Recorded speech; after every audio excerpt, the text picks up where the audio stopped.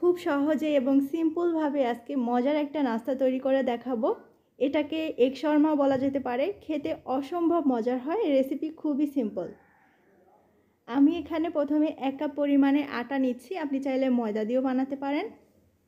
এখানে গুঁড়ো দুধ দিচ্ছি 1 টেবিল চামচ, চিনি 1 টেবিল চামচ, আর স্বাদ মতো লবণ, আর ইস্ট দিচ্ছি 1/2 চা চামচ।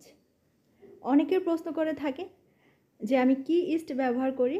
আমি সাফ ইনস্ট্যান্ট ইস্ট ব্যবহার করি। এটা খুবই ভালো আর দামে অনেক সাশ্রয়ী।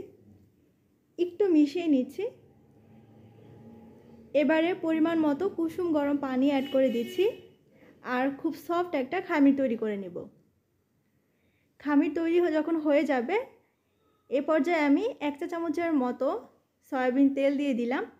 এবারে আরও কিছুক্ষণ সময় পর্যন্ত মথে নেওয়ার পরে সামান্য পরিমাণ তেল মাখিয়ে রেস্টে রেখে দিব মিনিমাম 30 মিনিটের জন্য। কিছু একটা দিয়ে ঢেকে রাখতে হবে। একটু গরম জায়গায় রাখলে দ্রুত এটা ফুলে ডাবল হয়ে যাবে। আমি 30 মিনিটের মতো রেখে দিয়েছিলাম। দেখতে পাচ্ছেন এটা ফুলে ডাবলেরও বেশি হয়ে গেছে। ভিতরের বাতাস বের করে দিয়ে আমি এটাকে 2 ভাগে ভাগ করে আরও 5 মিনিটের জন্য রেস্টে রেখে দিচ্ছি। এখনই যদি আমরা সাথে সাথে রুটি বেলতে যাই তাহলে কিন্তু এটা বেলা যাবে না, রাবারের মতো হয়ে আসবে। তাই আমি 5 মিনিট রেস্টে রেখে দিচ্ছি। এদিকে আমি একটা বাটিতে নিয়ে নিচ্ছি মিডিয়াম সাইজের 2টা পেঁয়াজ কুচি, কাঁচামরিচ কুচি আর ধনেপাতা কুচি দিলাম। স্বাদ মতো, অথবা আমি এখানে 1/4 চা চামচ লবণ দিয়েছি। সামান্য পরিমাণে দিচ্ছি হলুদ গুঁড়ো। হাত দিয়ে একটু মাখিয়ে নিব। এতে করে পেঁয়াজ খুব ভালোভাবে দ্রুত নরম হয়ে যাবে। আর তারপরে আমি এখানে 2টা ডিম ভেঙে দিচ্ছি আর একটা কাঁটা চামচের সাহায্যে ডিমটা ভালো করে ফেটিয়ে নেব। আর তারপরে আমি এটা রেখে দিচ্ছি এক সাইডে।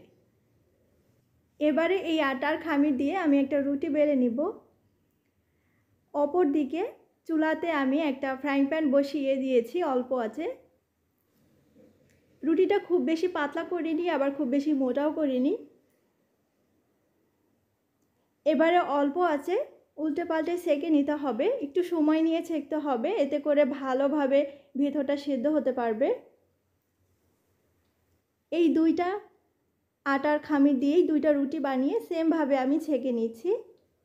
আর তারপরে এই প্যানের মধ্যে আমি 1 টেবিল চামচের মতো তেল দিয়ে দিচ্ছি। তেলের পরিমাণটা এর থেকে বেশি দেওয়া যাবে না।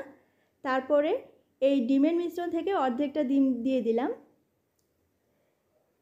আর উপরটা এরকম কাঁচা থাকতে থাকতেই এর উপরে আরেকটা রুটি দিয়ে দিচ্ছি। আর তারপরে একটু পরে উল্টে দিব। এই পাশটাও আর 1 মিনিটের মতো ভেজে নিলেই হয়ে যাবে। আমি সেমভাবে বাকি রুটিটাও তৈরি করে নিচ্ছি বাকি ডিম দিয়ে। এখানে আমি শসা কুচি নিয়েছি, ছোট সাইজের একটা পেঁয়াজ কুচি দিলাম, সেই সাথে দিচ্ছি কাঁচামরিচ কুচি আর কিছুটা ধনেপাতা কুচি। 1/4 চা চামচের মতো দিচ্ছি গোলমরিচের গুঁড়ো। আমি এখানে দিচ্ছি মেয়োনিজ। পরিমাণটা হচ্ছে আপনাদের পছন্দ মতো, যে যতটুকু খেতে পছন্দ করেন ততটুকু। 1 চামচের মতো দিচ্ছি এখানে টমেটো সস। পরিমাপটা আপনাদের পছন্দ মতো বাড়িয়ে বা কমিয়ে দিতে পারবেন। এবারে সব কিছু একসাথে ভালো করে একটু মিক্স করে নেব। এটা মিশিয়ে কিন্তু বেশিক্ষণ রাখা যাবে না, কারণ শসা থেকে অনেকটা পানি বের হয়, তাই সঙ্গে সঙ্গে আমাদেরকে এই নাস্তাটা তৈরি করে নিতে হবে। আমি ফয়েল পেপারের উপরে এই রুটিটা নিয়েছি আর এভাবে রুটিটাকে আমি ভাঁজ করে ফয়েল পেপারে মুড়িয়ে নিব। এতে করে সার্ভ করতে অনেক সুবিধা হয়।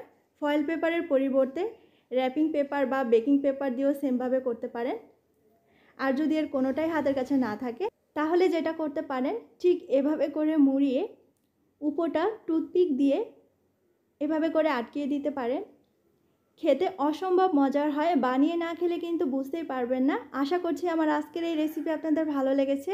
সবাই অনেক বেশি ভালো থাকবেন। আসসালামু আলাইকুম।